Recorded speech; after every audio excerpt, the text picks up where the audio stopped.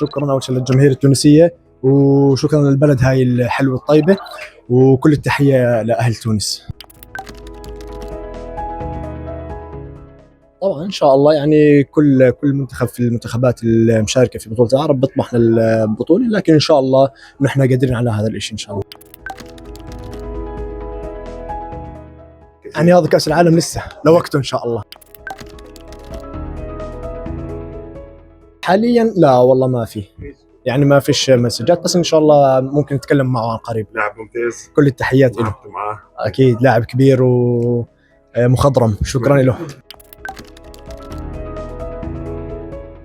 وجوده بالمنتخب التونسي يعني بيعطي ممكن دافع وخبره كبيره.